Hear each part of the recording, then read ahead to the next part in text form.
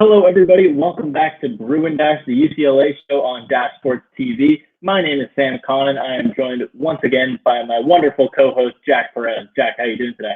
I'm doing great, Sam. As you can see, I'm wearing the Cardinal color as UCLA lost to the Cardinal this weekend. And it just matches a little bit. That's the closest I can get right now. It's a bit of a stretch, but okay, you do you, I guess. Like Jack was saying, an up and down, interesting week for UCLA basketball. They pull out a close win over Cal on Thursday, despite the Bears not having Matt Bradley. And then Stanford down three starters, upsets UCLA. It was ranked 24th in the AP poll in overtime, 73-72. So we will break that down today. We're going to look at the problems with the defense. And even though they allowed less than 70 in regulation and back-to-back games, it's still an ongoing issue for this Bruins team.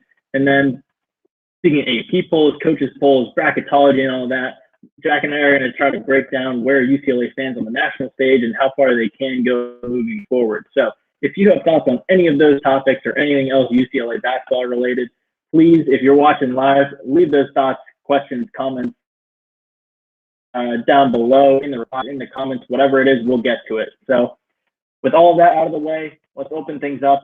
Talking about this weekend, Jack, I know we'll get to the Stanford game because that was probably a little more interesting. It was UCLA's first loss of Pac-12 play. But I want to start off with the Cal game. If you had any major takeaways from that, I know they were missing their leading scorer. They were year of the Pac-12 at the time, but they still gave UCLA a run for their money. Ended up being a 4-point game. What were your major takeaways from that game? I mean, it's the same story over and over again for UCLA in Pac-12 play.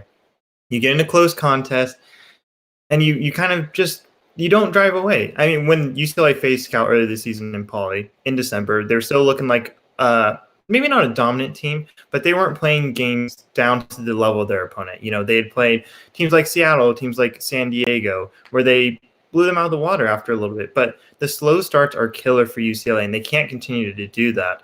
If you let a team like Cal stay in the game, they're going to hurt you. I mean, they're not great. They're, iffy back and forth team that sometimes can show up and sometimes not, as a lot of Pac-12 teams are. They're talented. They've obviously got a lot of talented guys. But if you allow them to stay within a few points, you're always going to have that major scare. As UCLA's had time and time again, and it finally caught up to them, as we'll discuss in a little bit, you can't have close games and expect to win them all. That's just not how the game of basketball works. A couple of very close shots that go in or go out are things that decide it if you don't take control of the game. I mean, some people can blame refs. There's a big thing about Pac-12 refs being not the greatest, which I don't necessarily agree or disagree with.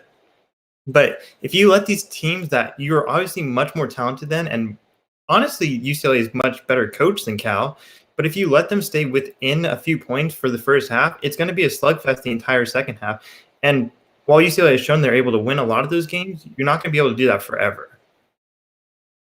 Yeah, and I think you just look at how efficient they were in that Cal game, which is to say not at all. I mean, they 24-52 from the field, not bad. But only took 10 threes, hit 4 of them, so the percentage is good. But then you just look, Jaime Jaquez played 38 minutes, and he scored 7 points. Tyler Campbell shot 50% from the field, that's all right, but 7 points from your lead ball handler and 6 assists to 4 turnovers, that's not really like him. The assist numbers look all right. The turnovers aren't so good. I don't know. I mean, like, you look at the field goal percentage, 3-point percentage, on the surface, the efficiency looks like it's there. But really, UCLA won this game with rebounding and just grinding it out. And then Jules Bernard with that three at the end, it was clutch. They needed it. If he misses that, they probably lose this game. And that upset against Stanford isn't really the thing that sinks them and their perfect Pac-12 season. It's this one. So Cody Riley came up big in the post at times. Jules Bernard hit that three late in the second half. And that was really it. They didn't play. Like you were saying, they didn't play extremely well. They played down to competition like they had in the past against Utah, against Washington, whatever it is. They haven't been able to get these big wins outside of that Washington State game. So it is what it is. Like I said last week, I'm sticking with it. There's no such thing as a bad win. A win's a win. I don't care if it's a 2-7 in Pac-12 Cal team without their leading scorer. You win that game, that's a win. in the win column, that's okay. That's all you need. Margin of victory doesn't really matter. Then we'll roll into this Stanford game after that, because you go from what some people might say a bad win to a tough loss. Maybe one they deserved. They had opportunities to win it. They at times didn't look like they could win it. So everything was up in the air for a lot of time in that Stanford game, and it all comes down to that inbound pass and overtime under the hoop. 0.8 left on the clock. Stanford scores. It's just absolute mayhem. Jack, what are your takeaways from that game? What do you think went wrong, and why do you think UCLA finally dropped the game in Pac-12 play? Yeah, I mean, a loss at Stanford's not inherently bad. Stanford's a pretty good team. They had a lot of talented guys, but down 3 guys, you can't be losing the game. When you're up with 0.8 seconds left, I don't care if I know you thought maybe they should have reviewed Jalen Hill's block and seen exactly what time should have been left on the clock if they were able to get a shot off like that. Whatever it is, you have to defend the middle. You can't let them get off an easy shot. No matter what, make them make a tough shot. I don't care if that's 15 feet away, 20 feet away, 25 feet away. If you lose on a shot like that, whatever, they make a great shot. You can't lose on a layup. That's inexcusable, and that's definitely inexcusable for a Mick Cronin team. But UCLA should have never been in that scenario to begin with. Yes, they fought back and had a good game from Johnny Juzang, and an outstanding game from Johnny Juzang. He was looking pretty rough early on, but once he turned it on, he is a fire starter for this team. If he gets hot, it looks like UCLA is basically unbeatable. But you can't lose like that. You can't lose to a guy getting a wide open layup. Now, at Stanford, that's all right. That's a loss that you can kind of stomach. I'm not going to try to toot my own horn too early, but I did call that UCLA was going to lose 4 games in Pac-12 play, and one of them that I said they would lose was at Stanford. So that's, maybe I'm just a great Nostradamus that can predict the future on every single thing. But with 0.8 seconds left, how Mick Cronin doesn't have his team guarding the middle, because Stanford's going to go for an easy shot. With 0.8 seconds left, they really can't do anything else. Either that or they're going to throw up a Hail Mary. So, I don't know, Sam, what was your biggest takeaway from that Stanford game? Because I know you probably have a million thoughts on what went wrong. Yeah, I want to pull it back to that Jalen Hill block, like you said. So they had a well-defended play when Stanford was going for it at the buzzer before that inbound. I realized after and looking at the film that the Fox Sports ticker, like their scoreboard, was a little behind all game. It happened on that first possession with Stanford hitting a 3 that looked like it was way after shot clock expired. So if you really look at it, there probably was 0.8 seconds left on the clock, but still, I thought it was really interesting they didn't review that. In the NBA, they reviewed that. So it's just kind of frustrating. That's not the reason they lost. The reason they lost is because they couldn't defend an inbound pass that really any middle school basketball team should be able to defend. Like you said, you give up a tough shot, but that's just. I mean, I don't want to totally go in on these players and Mick Cronin, but that is just day one kind of stuff that they really should have had down. And we'll get to more defensive stuff in a bit, but that's just exhibit A of how this team is not really up to Cronin's defensive standards. I do want to say, though, the reason they lost this game outside of that one play, because they did have a lead with 0.8 seconds left in overtime. It should have been by more. They should have already put it away. Tyler Campbell, at the end of regulation, gets a wide open step back jumper, hits it off the front of the rim. Absolutely devastating. I know he comes back and he gives them the lead in overtime, and that's great. So we kind of made up for it. But at the same time, he had pretty much a nothing game for most of that night. He was, 4 of 11 from the field. Overall, just not his best day, especially coming off a pretty bad Cal game too. And then Cody Riley and Jalen Hill collectively had their worst game of the year.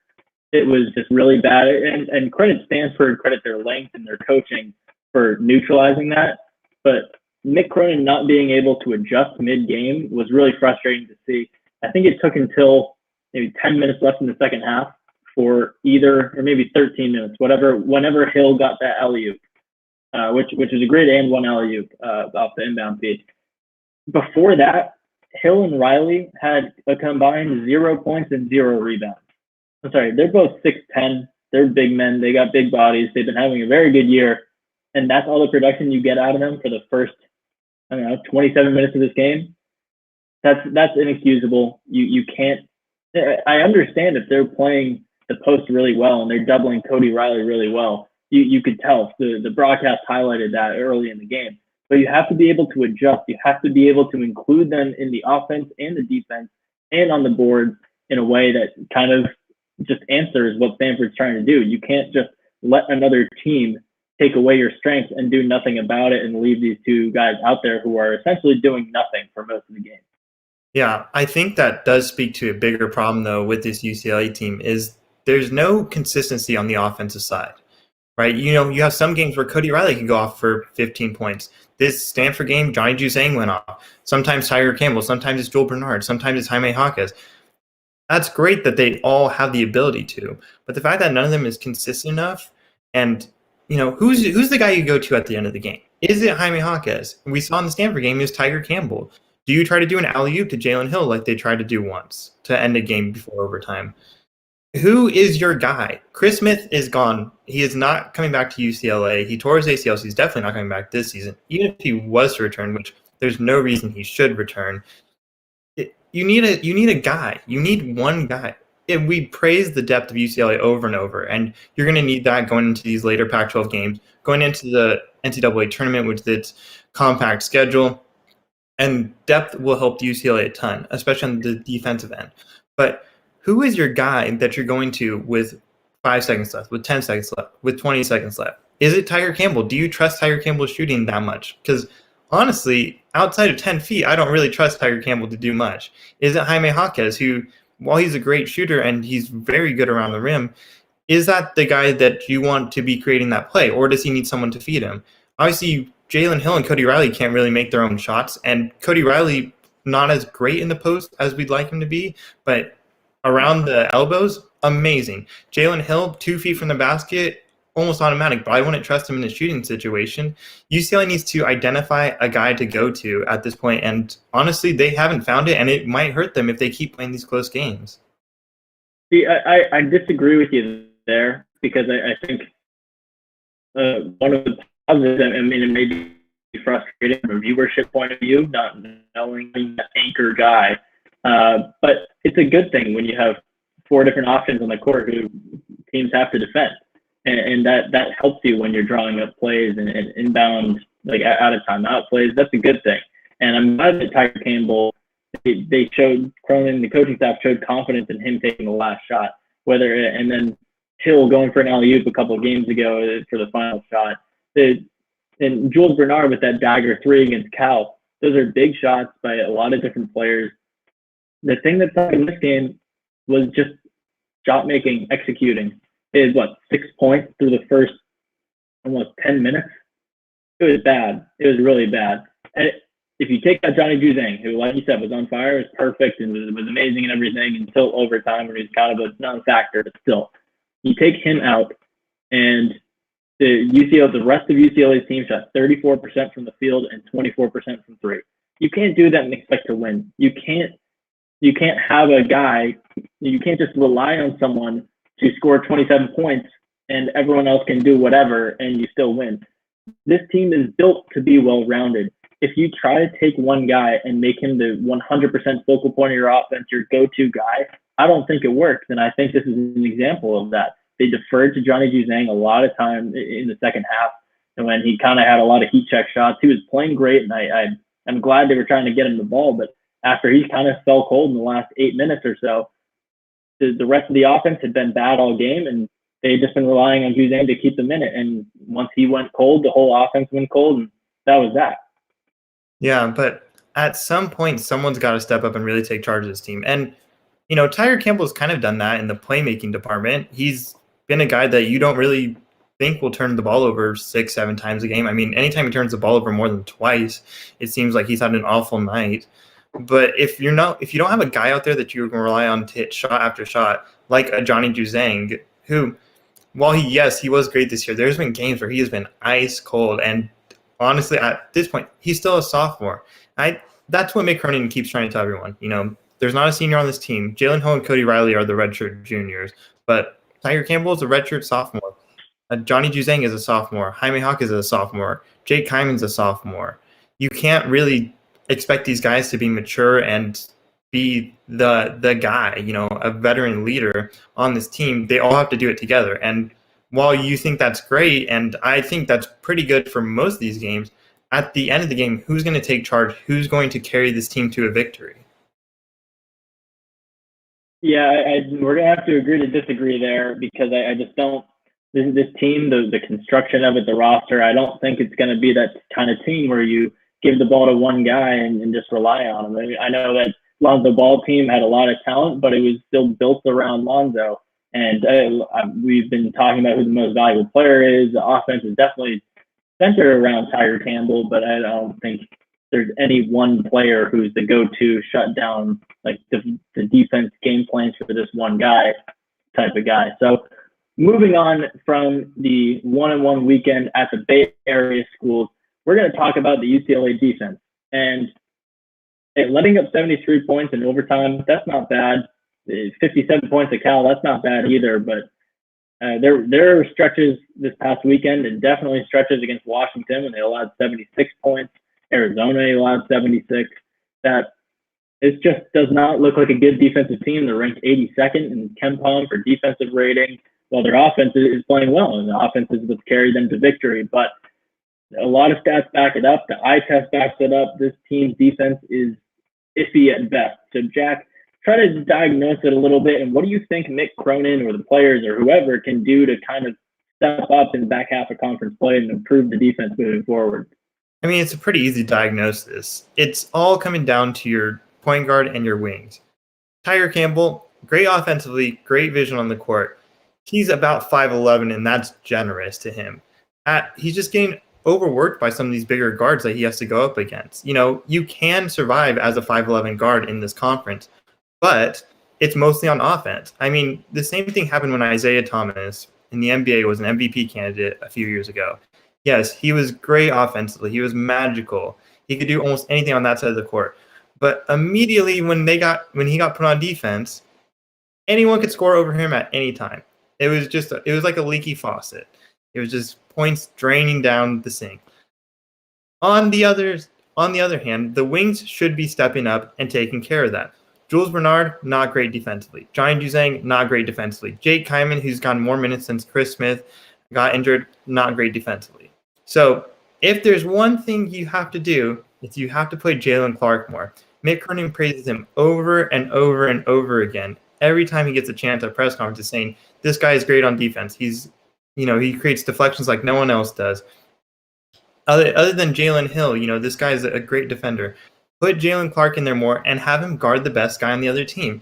See if he's up for that. Because I'd rather you try something new, try something that could really fix your defense, try something that could energize the team and get them to rally around, than just trying the same thing every time. Because UCLA is not the offensive team of the past. I mean, they're good offensively this year, especially efficiency-wise, but they're not the Lonzo Ball teams that could put up 100 points in the game almost every single time out there.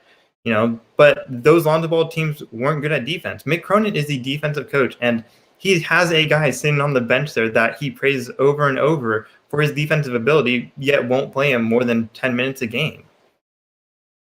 Yeah, I think I know he only finished the Stanford game with 11 minutes, but it still looked like Clark was out there a little more. He was being active. That's good to see out of him. And talking to him last week at the press conference, he seems excited to get in there and play, and that's good to see out of him for sure. I think, though, it's not a lack of effort or honestly a lack of talent defensively. You have Jalen Hill, who's one of the best shot blockers in the conference.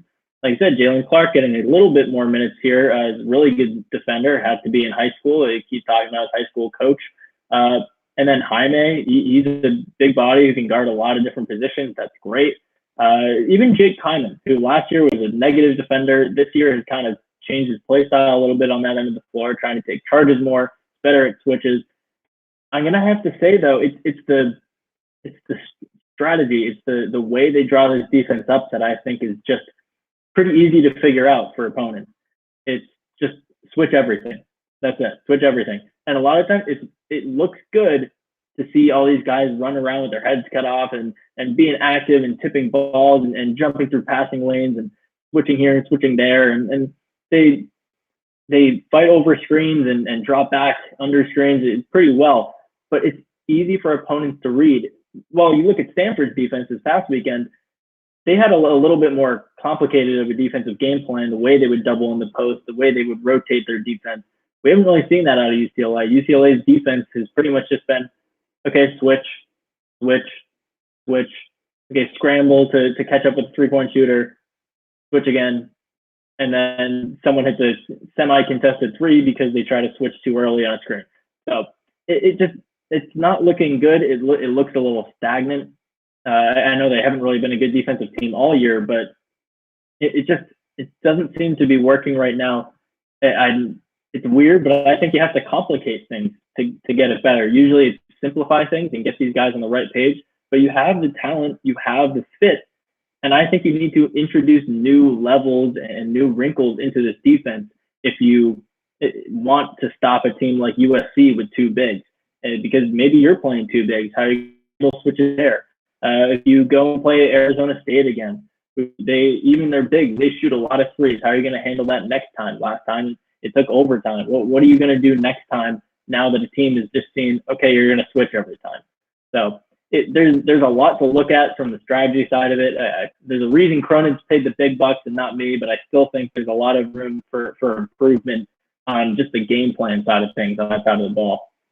Yeah, unfortunately, for whatever Mick Cronin does, it's going to be a temporary fix. These guys are always going to revert back to their base nature of, switch everything, try to just get on whoever's closest to you, because Mick Cronin's not running the zone. He's not going to try to overcomplicate things, especially for a team that's in the middle of their Pac-12 season, is, only one loss down. It has to play Oregon State, Oregon on 5 nights plays USC soon, gets USC back at home later on in the season. Nothing he does right now is going to fix this completely. So just throw in those guys that can play defensively. If Tiger Campbell is struggling in a game on the defensive side, take him out for a little while. See if a guy like Jules Bernard can guard, whoever is running the one for these other teams. While Jules Bernard isn't a great defender, he's taller and has just a little bit longer of a wingspan than Tiger Campbell. Seems a little bit more active at times on the defensive end.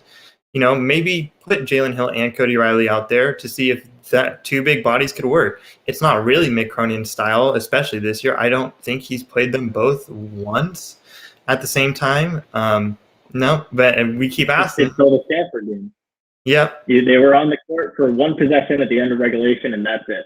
And that's great. That doesn't really matter. You're not going to see what your defense can really do over a large sample size if you're going to just put them out there in special scenarios. Put both of them out there. Put Jalen Clark more on the floor. Tiger Campbell, while great offensively, give him a little bit more time to rest, and just see if it fixes the defense. You have a little bit of time for the NCAA tournament. See if that can do anything to make this team just a little bit better on that end of the court. I'm going to have to say, though, if you look at these past two games, it hasn't been Tiger Campbell exactly. It's been the weak link. You had that Cal game, and Grant Anticevic, he scored 21 points on 8 of 11 shooting, 5 of 5 from 3. That's an issue with switching. It's an issue of getting over screens fast enough, and he totally took advantage of that. And in the Stanford game, Oscar Da Silva dropped 26.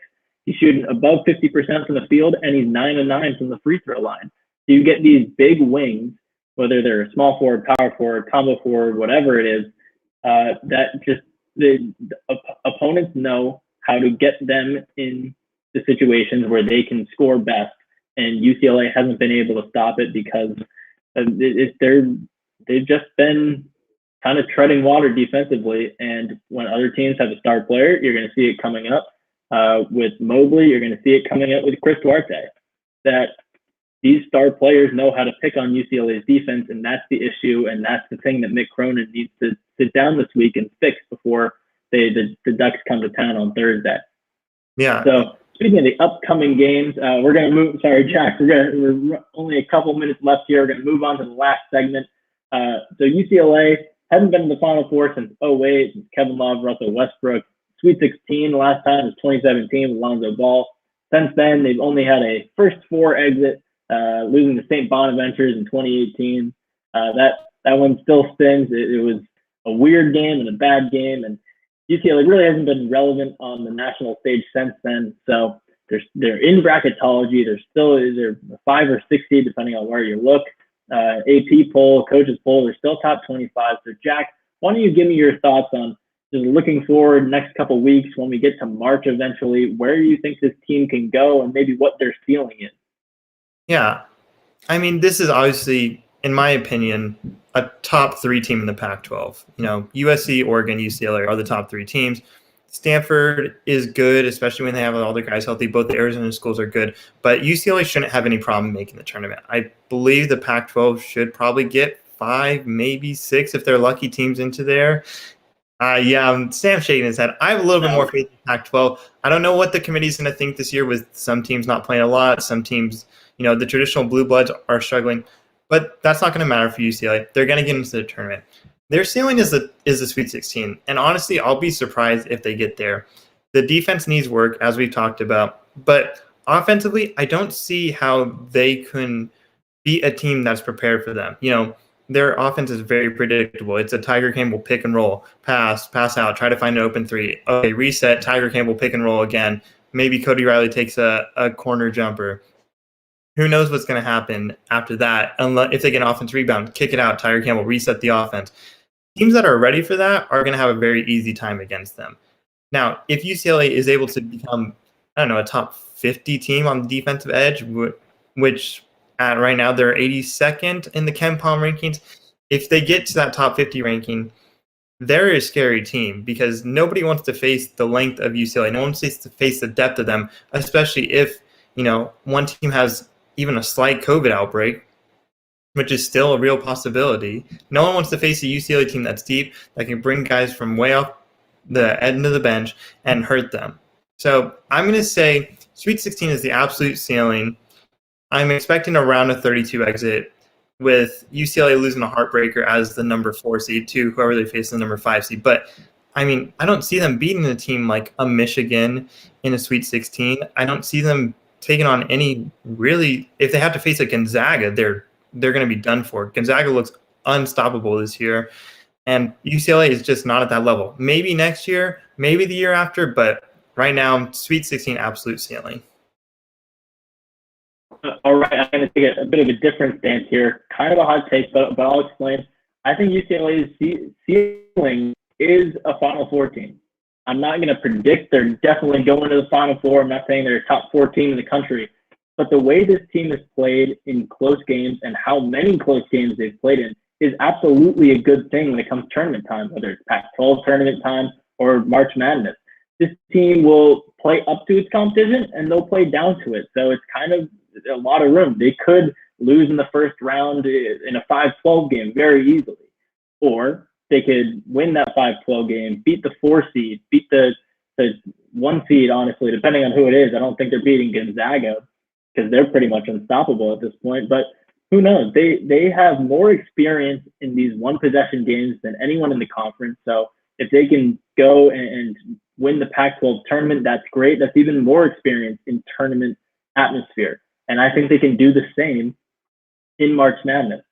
This is the second year in a row UCLA hasn't had a McDonald's All-American on their roster.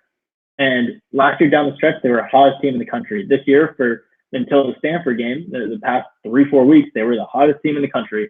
This team is I know we're harping on Cronin for his defense and how inefficient it's been, but they play better than their talent. And usually, like you would think that UCLA's talent is top 10 in the country. At least it should be. It has been for the last 60 years.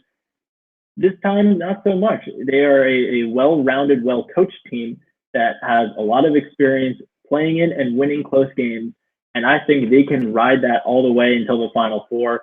They're not going to win the national championship. I don't know, Sam. I disagree. Surprised if they made it to the Final Four, but I think this team has it in them just because of what they've shown over the past couple of weeks. I don't know, Sam. I disagree. Playing all those close games is really a dangerous scenario because all it takes is a couple close losses to almost derail your season. Obviously, if that happens in the first round of the NCAA tournament, happens in the first round of the Pac-12 tournament, you're just out. You're just done. You demoralized at that point. And while, yes, they've been lucky, they've been good in these close games, it's not going to last forever. And you don't want to keep doing that. You want to play to the best of your ability every single time out there. And UCLA hasn't shown that they've been able to do that. So I don't see them doing that in March unless something drastic changes. That's the thing, though. I mean, I know you lose this game to Stanford in overtime, but you had a chance to win it, and you missed that. Tyler Campbell missed that shot in regulation. They had not an easy stop, but they could have stopped them in overtime and won that as well. At a certain point, it gets past luck, and it just becomes you're good at winning close games. I know, like looking at Tom Brady in the NFC Championship game yesterday, he played bad, but he made it to his 10th Super Bowl. A lot of these championship games he's played in, he's played bad, but he finds a way to win. That's the same thing with this UCLA team. They can just have a bad offensive night. They can score 6 points in the first 10 minutes of the game and still have a chance to win just because of the way they fight it out, the way they're coached, the way they're built as a roster. And I think that's a good thing for tournament time, whether it's Pac-12 in Vegas or March Madness in Indiana. I'm looking forward to it. It's definitely a boom or bust mentality because, like you said, if you're in those close games, all it takes is one play to lose it. And that's definitely not ideal. But if you're asking me, would I rather have a team that I'm 100% sure is going to be around a 32 or Sweet 16, or it has a 50% chance of losing 64 or 50% chance of making the Elite Eight? I'll take the upside. I don't care that it's boom or bust, but it's fun to watch. It's fun to look at and break down. I'm looking forward to seeing what they do over the next couple of months to see maybe they make that come true. I hope they do. I hope Mick Cronin makes his team something great.